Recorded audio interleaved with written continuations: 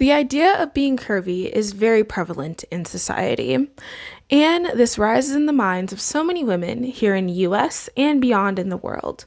But in my opinion, that it's more prevalent than in the black community, specifically with black women. And black women have always felt that this label was a way to describe power and black beauty or to show depth in black women. But what if I told you that these labels have more of a negative connotation in history than positive ones? We always see ourselves as bigger, but was that said by us or those who wanted to offset us? And this is second puberty and the dichotomy that black women have with body image.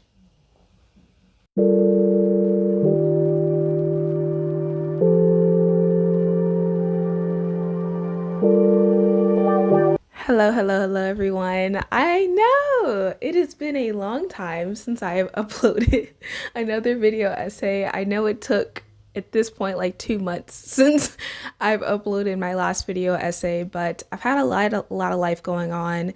And if you are new to my channel, if you are new to my videos, my name is Juris Nicole. I have a real name, but I don't know if I want to disclose that just yet. But my name is Juris Nicole here on YouTube. I make video essays. I talk about the black community, talk about black issues and how it deals with the black psyche in American history. So that's what mainly my video essays focus on. And today is a very beautiful video essay that I've been wanting to make for the last month. And this video has been storyboarded for the last month.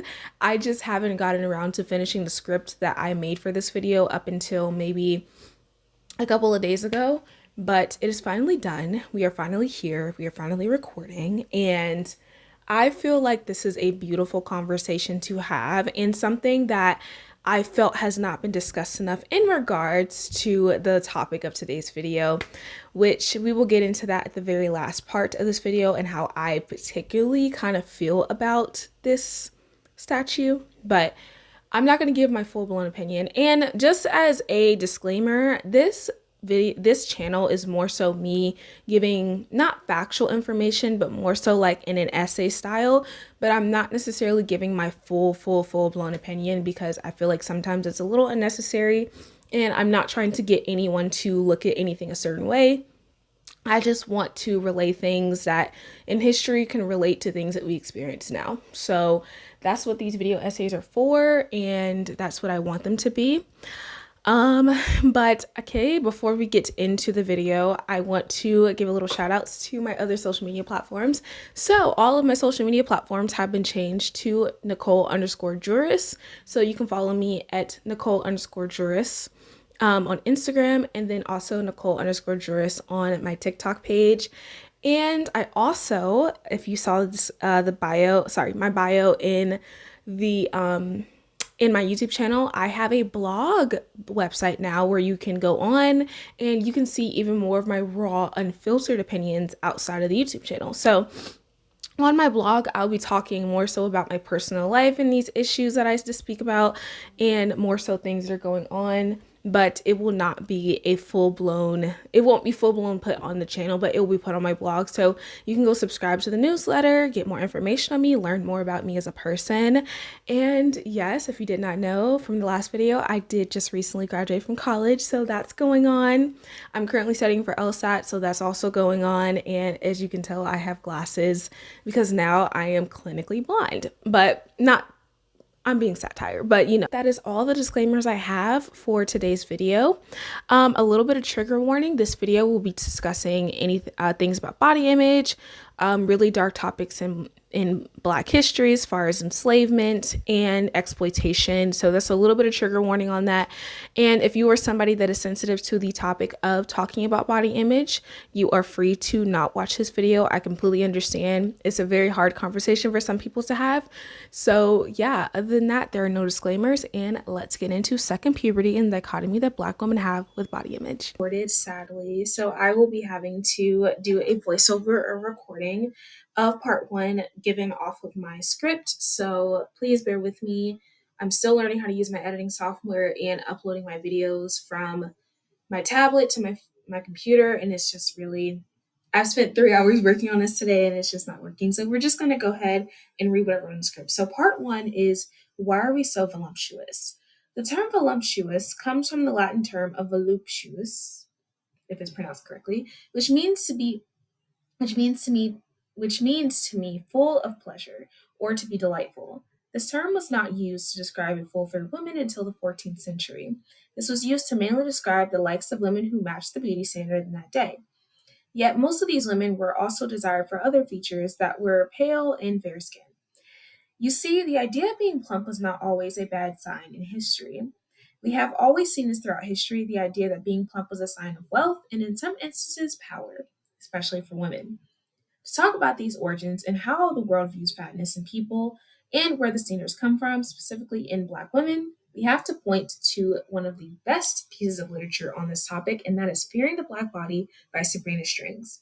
Now, I recommend if you have not read this book, you should. It's very good. And if you're a Black woman who is into the topic of body weight and wellness and how that pertains in history to Black women, this book is very good and it scratch that itch of that topic. And Sabrina Strings is great. So this book was written again back in 2019 by PhD professor Sabrina Strings. He teaches at the University of California at Santa Barbara and is the chair of Black Studies. Her book, Fearing the Black Body, broke many barriers in the conversation of how we talk about body size in our community and really how we change the idea of how we see ourselves. I'm not going to do a huge overview of the book as a whole, but there are a few chapters that I would feel would be prevalent to speak in on regards to the conversation of how Black women have been taught to view our bodies. So the first chapter that I'll actually be looking at is chapter one, which is Being Venus. And in this chapter, she discussed what it meant to have an aesthetic behind plumpness and where in society in the 15th century, women's paintings were beginning to change the idea of what being plump and too fat or too thin meant to represent. In the midst of that, many explorers were discovering more Black women in their travels and taking privy to doing sketches of what they looked like. What could have been just a way to appreciate a new method or vision of beauty quickly turned into a conversation around inferiority, around race, and body size. This quote can show us how this idea of women's bodies held to a standard of morality. Voluptuousness in women was the all well and good. Women were the objects of men's fantasies. Fatness in men signaled a lack of self control or dimness. For elite men, slenderness became bodily proof of rationality and intelligence. Basically, going into this idea of body size is equated to intelligence in some capacity. So, this idea served as an antithesis of how women's size was used in the means of having control in society, and the idea that this book didn't serve Black women's interests at all. So this idea didn't serve Black women's interests at all. So the next chapter to look at that would later go into this rise of bigger Black women and this kind of phenomenon is the rise of the big Black woman. So this chapter discusses the origins of where our relationship with Black women's size comes from and why we tend to think so negatively about fatness in Black people. Much of this theory around size and intelligence in Black people comes from the French nobleman George Louis Lurlick. I hope I'm pronouncing it correctly, but who was a prodigal son of Lord of Buffon, who had a small township in eastern France. Now, do I care about pronouncing his name right? No, because when I get into the next sentence, I promise you, you guys are not going to like this dude. So, in the book String states his idea around Africans and the meager idea of why Africans tend to be lesser than or thought of lack of superiority to whites, and that is the quote: "Black Africans are less Negros, or the Negroes, which is I think a translation to French. By contrast, were tall, plump, but simple and stupid." Moving down a few paragraphs in the book, Buffon's linking to corpulence or laziness and slow witness was a harmony with the ideas of the thin, fine, serious intellectuals of England of a century earlier, as well as it should have been, basically putting superiority to body size. This idea of intelligence being linked to body size is the very nature to why we were oppressed by those who saw Black people as inferior. And this played into the mistreatment and the downright dehumanization of our bodies. This idea played into how other people played into an idea of other people and how this exploitation went on to progress. And there is no other story that describes as well than the story of Miss Sarah Bartman, who was sadly known more by her exploitative name, Hottentot Venus. So I'm going to actually talk a little bit about Sarah's story, which is here on my storyboard. I'm going to read what I wrote. Just know the story is kind of hard to stomach given the context, but it's very needed that I talk about this right now because Sarah Bartman's story is something that can be related to how Black women are seen today. And I think if you have never heard of her story, please listen. This story is very needed to understand this concept of bigger Black women. So, Sarah Bartman, who was also known as the Hottentot Venus, was a Black woman who came from the Candembo Cape Colony, and she grew up spending her time in the Dutch European farms. She later moved to Cape Town based on the recommendation of a enslaved trader. By the way, on this channel, I will forever be using the term enslaved and not slave, given that Black people were not slaves, but in fact, we were enslaved people.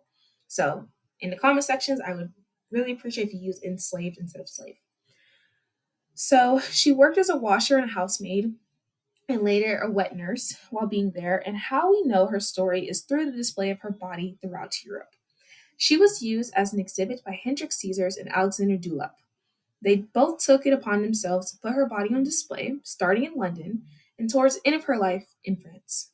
And the sickening part of the story is that even after her death, which her death was in 1815 at the very young age of 26, this woman's life was very short. She didn't live very long, and she was exploited for most of that time, sadly. And what I'm about to say next will shock you in many ways. And I feel that just knowing that she was exploited for most of her life in her 20s into her death. And what I say next is that even after her death, they still kept her body on display, her dead body, all the way until the godforsaken year of 1974. 1974. We're talking hundreds of years later. Her body was still on display to be seen and to be gawked at by the masses and the public in France. And in the Paris Museum home, which is the museum that her body was put on display, it took South African poets and writers to plead to bring her body and her remains back to her home, as Sarah was a descendant of the Coco people. They wanted her remains to be put at rest. So it took the being of people later in history, that these were not people of that era, these are not people that were alive to see this then, to be able to bring her body back home to where it was not used as a scapegoat anymore, to where it was not used to be exploited. So all I want people to understand is that this is the context in which how Black women's bodies have been viewed all throughout history. It's not meant for us to be seen this way. It's a mockery of many sorts. So take that with what you will, but this is a story that is very needed to hear. This was a young woman whose life was deserved to be better, and a woman's body who was not meant to be gawked at, but it was seen as it was beautiful to her people. And I think when I did more research upon the Coco people are known for this kind of body type, very curvy, very voluptuous. It was just kind of the body type they had. And like I said before, my previous note, what could have been an appreciation for different body types with exploration became simply a scene to be exploited and a scene to be mocked at. So take that into what you will. But that is Sarah Bartman's story. And to finish this off in part one, I will sit here and say that Sarah's story should teach us more about how this idea of inferiority can play into how Black women have always been taught to look at our bodies as other or an anomaly. Talk about her story, which is embedded into the storyboard, which is, sorry, I'm reading off my script, guys. I'm sorry, I'm going to edit that out. But her story is a hard one to know and to read, and it should tell us that no matter what Black women can prove to this world, this is how the world has been groomed to look at our bodies. And later, this is how our bodies have been groomed for us to look at as well.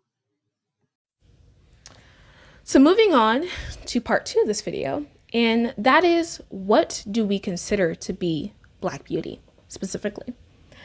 And with this phenomenon, and knowing that this is where the origins of fat phobia and fatness lies, And this is where our idea of being thick comes from. And this is how we shape the views in our community. So we're going to get into some statistics as far as how, or if this notion of being bigger in the Black community is kept in par with ourselves and everything else in society. So I am going to be referencing another book in this video, and that is Black Women's Wellness by Dr. Melody McLeod. And I actually bought this book a couple of months ago when I was still in Fort Worth for school. And I'm not going to be talking much about this book in detail, but I will be talking about a couple, maybe like one or two statistics that are from this book as far as Black women, where we lie on the health spectrum and where we lie in overweight and obesity rates as far as each other. So she states in her book by Ms. McLeod, Dr. McLeod, she states in her book that 80% of Black women in the United States are classified as overweight or obese. Now, in my personal opinion, she did base these numbers on the BMI scale, which to me is not a very accurate depiction of overweight or obesity in the Black community, because if you have taken any biology class or any class talking about body image, body size, we all know that the BMI is a very flawed, skewed number. It's a very skewed reference. So I will be taking BMI with a grain of salt. And for the rest of my channel and just for this video as well, BMI is just a very big grain of salt. But we can still, based on this number, understand that Black women tend to be a bigger size, even on the BMI scale. And that is not necessarily a bad thing, but it does show that we have this difference in our bodies compared to other women. And in my own experience in my family that I grew up in, this number is not really that far off. Even for myself, I have been considered obese before in my past on the BMI scale. I've recently lost 35 pounds since this last year. And it's not far-fetched is what I'm really trying to say. And a lot of us struggle with weight in our community. It's something that happens, but it's something that's not necessarily discussed a lot because it's just not brought up that much. But does this make us bad humans? No.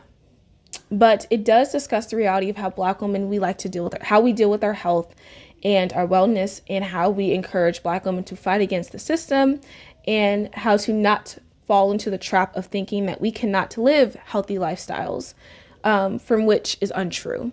I do not believe that it is not possible for Black women to live healthier. I'm going to say healthier, but healthier lifestyles. I just think sometimes we have a difference in food culture compared to other groups of women. And that is just something that we can discuss and change the notion of over time. But again, I see a lot of conversation around this number in Black women as a sense to demean Black women or say we're less than, because that's all it's really used for. It's not really used to uplift or anything like that. Or it's just used as a way to gawk like, oh, you're better, we're better than you as a other group of women. But the 80% number is just something that is not necessarily a bad thing. It's just something that we happen to deal with. And a lot of it has to do with food culture and how we are taught to cook, how we are taught to eat, and how we are taught about nutrition in the Black female community.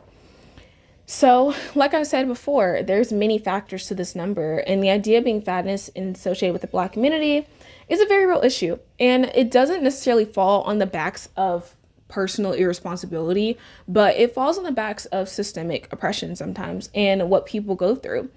Food insecurity and food deserts are one or two of these things that occur in Black people or in Black communities when it comes to the conversation around body size and body image. A lot of people, if you don't know what a food desert is basically describing a town in which people do not live 10 miles within a grocery store. So that there's a lot of food deserts in the United States, and a lot of Black people tend to be populated in these areas. Not the majority, we're not going to get into that, but a lot of Black people tend to be populated into these areas of food deserts, and people have a really hard time getting to grocery stores and buying healthy and good nutritious food because it is not readily available. And so, again, that can also lead into this number and why it's so high. It's not like, again, a lot of people love to bring up this number and bring up the statistics to shame Black women into something. Okay, I'm back. But basically, this idea of the 80% of Black women are overweight or obese does just honestly play into the idea that we deal with food insecurity, food deserts, and just a lot of different issues in regards to how we take care of our health in the Black community. And again, I don't like this number in regards to shaming Black women for how we should feel about ourselves, because it's not something that always people can control. Some people can't help but deal with this issue. So again, how does this shape our beauty standard? Okay, sorry. But for me, I feel there are many factors. Food insecurity, food deserts, like we just said.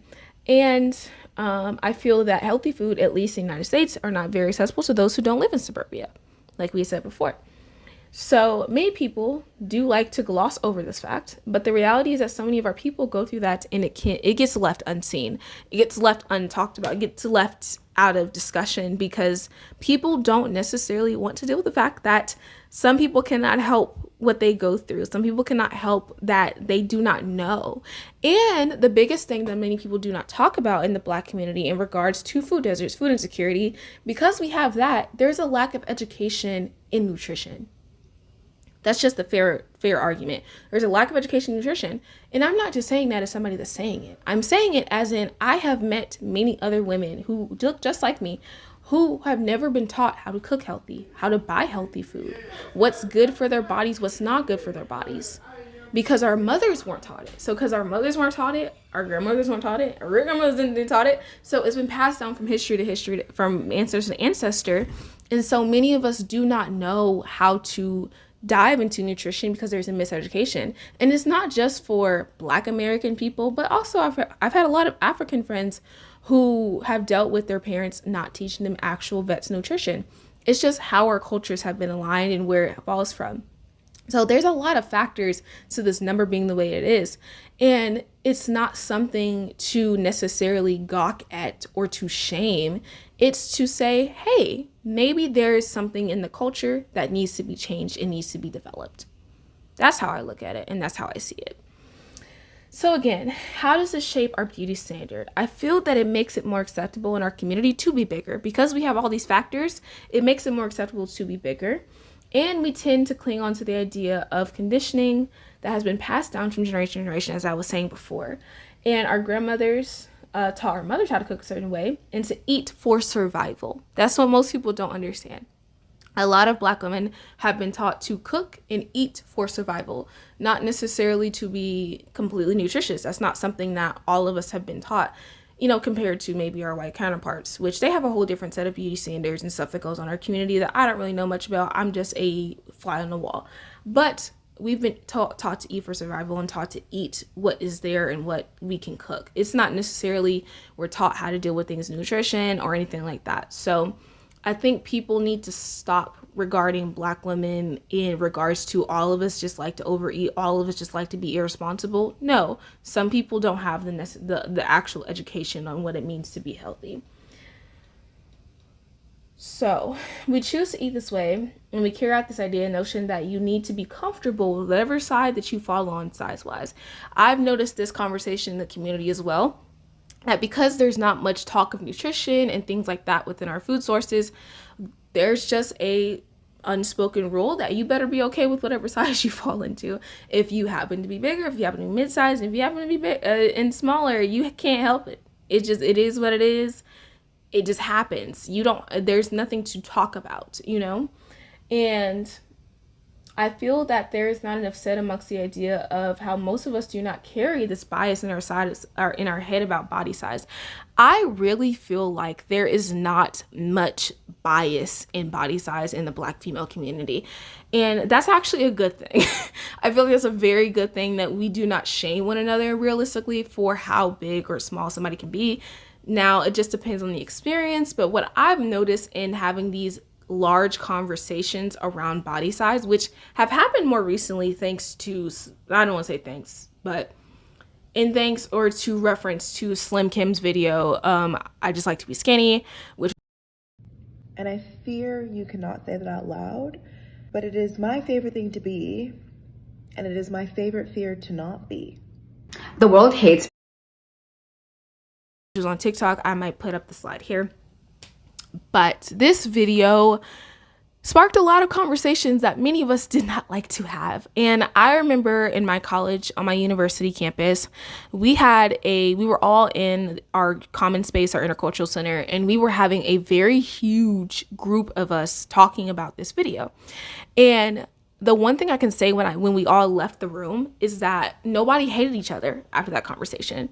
We all said things that maybe we didn't like, or things that could have made the other person mad and opinionated, but we all left the room knowing that we had a very necessary conversation on how we choose to feel about our bodies as Black women, which that's the first time I've ever experienced that. And almost to this day, I thank myself and all the people that were in that room that night for us having that conversation, because many Black women are very fearful of having this conversation. So there's a lot to be said. And with that, with all of these things that I've been able to experience and learn in how we view ourselves and body size, this has been put onto us by the imperialism of control and imperialism. That's all it is. And it wants us to fall into the notion of self-organizing ourselves to make one feel like the other, because that is where these origins come from, of fat phobia, of how we see slenderness. It's a means of getting Black people to organize ourselves against each other. So people put these ideas in our head, put these numbers in our head, put these statistics in our head to make us say, oh, well, I'm not the average. Well, oh, I'm not fat. Well, oh, I'm not skinny. All this other stuff. And it means to self-organize ourselves. And that's why I feel like beauty in the Black community needs a different definition, mainly. And that is to be healthy and vibrant, and so we can make our own freaking beauty standard.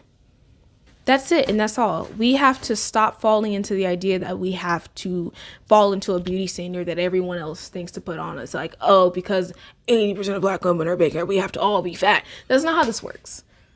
Or that we all have to get skinny like other groups of women. No, we have to start building our own beauty standard, because we really do have our own beauty standard. And that has to be out of the control of society, white society, imperialist society, European society, the world. We need to build our own standard of beauty. And that's how we change. And that's how we change how we see ourselves and how we choose to go about the scope of reality.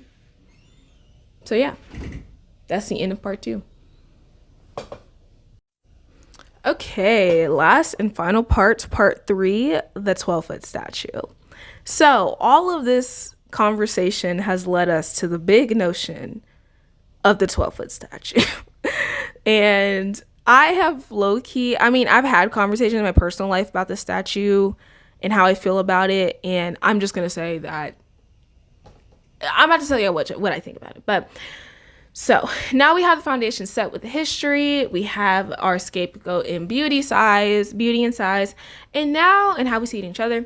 So now let's look at the 12-foot statue that was made in Times Square called Grounded in the Stars by Thomas J. Price. And if you didn't know, the statue was actually since been taken down. It was only up from, I think, the middle of May all the way up until the middle of June. So it's completely gone from Times Square now. It's not there anymore. And I'm also very late to the internet conversation surrounding the statue. So please be mindful. I'm very late to the conversation online about it. But I do have a couple of very unpopular opinions how I feel about the statue, and I just feel like it is what it is. But so the statue, like I said, was put back in Times Square back in towards the end of June. So it's out of Times Square now. And it sparked quite the debate online. Some felt that it was a great way to represent Black women, and some felt that it was a mockery of Black women. It was two different spectrums. And so for me, for me at least, I feel quite indifferent about the statue. And I have kind of seen where everyone is coming from in regards to how they feel about the statue. I've agreed with some points, disagreed with some others, but for the most part, I kind of have an indifferent view of it. And that is for me because I'm a little biased because I'm a lot more familiar with Thomas J. Price's work as an artist. So I have viewed a lot of his work when I was studying abroad in London, England, my junior year of college, and I've seen his work in person.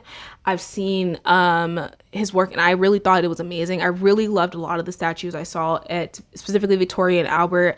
I'll put up some pictures here to show you what I necessarily saw at the in London at Victoria and Albert.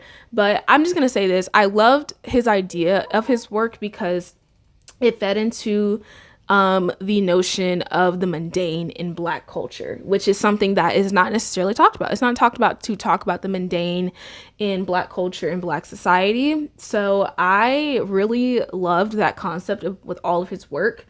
And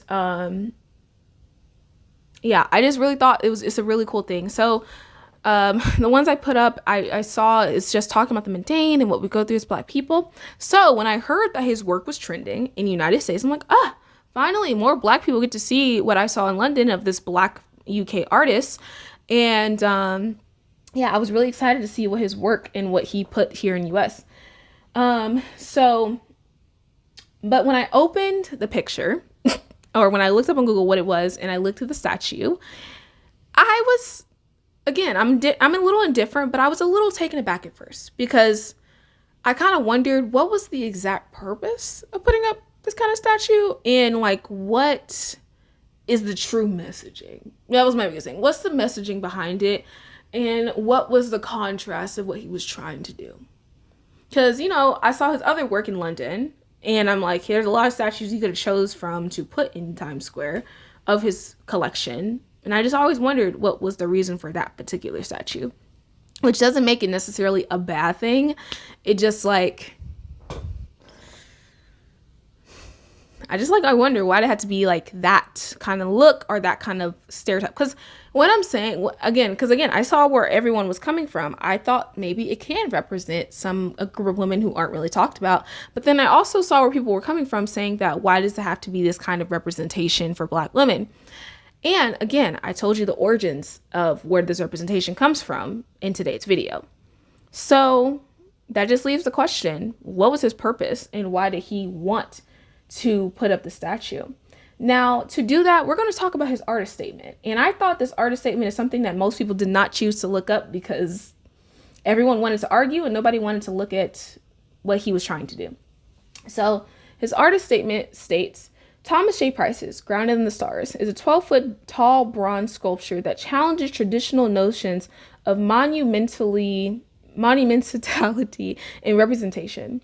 It features a fictionalized figure, a Black woman whose depiction and scale are designed to spark conversation about who is celebrated and how in art in public spaces. The work aims to disrupt the traditional depictions of triumph figures and question who should be rendered immortal through monuments. Which I think he got what he wanted. Long story short, I feel like Thomas J. Price kind of got what he wanted, which is kind of genius. He sparked at this point, a month-long internet battle and conversation around the statue, which I think for him, a win is a win.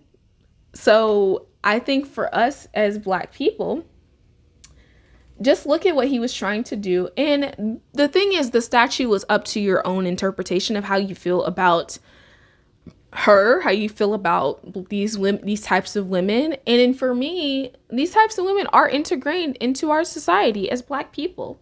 That's just how it is. And again, we can look at it as a mockery, or we can change the concept of how we choose to look at our beauty standard. That's how I see it. Either we cannot continue to allow the world to tell us how to feel about these beauty standards. We need to change that for ourselves at some point in time. That's all I'm saying. So either be mad at the statue or maybe look at it and be like, maybe we can do something a little bit different next time, or maybe we can just accept that these women exist and be done.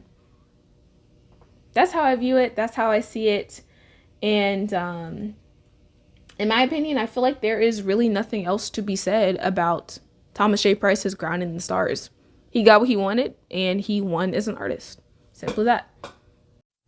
So kind of just to conclude this video, I'm going to just talk about one thing. So in my eyes, the artist, again, like I said, did his job and sparked conversation. So kind of to end this video, I want to ask, do we feel that this statue reminds us of the plight that many Black women have felt in our history, to feel that this statue touches an unspoken concept and rule? Yes, but all I would say is that as Black women, we must start to define our own beauty without the notion of outside thought, and stop being outraged at each other, and let's work together to change beauty standards. I want nothing more than to see all of my Black women, my Black queens and kings, to just be healthy and happy in what we already have. And let's go ahead and do this together. Let's work together. That's all I say. So if you have made it to the end of this video, thank you for sticking around with me. I am very late to this conversation about the statue, but I've been making this video for the last month and I thought that it would be really good to incorporate. But tell me what y'all thought about Grounded in the Stars by Thomas J. Price in the comments section. Engage with the video. Do not forget to like, share, and subscribe, because that really gives engagement to me in the algorithm, and I really appreciate you guys. And if you're here from my last video essay, thank you for sticking around. I really appreciate you guys. And follow me on all my social medias, subscribe to my blog post, and yeah, I have nothing else to give and nothing else to say. Thank you guys for watching. Goodbye.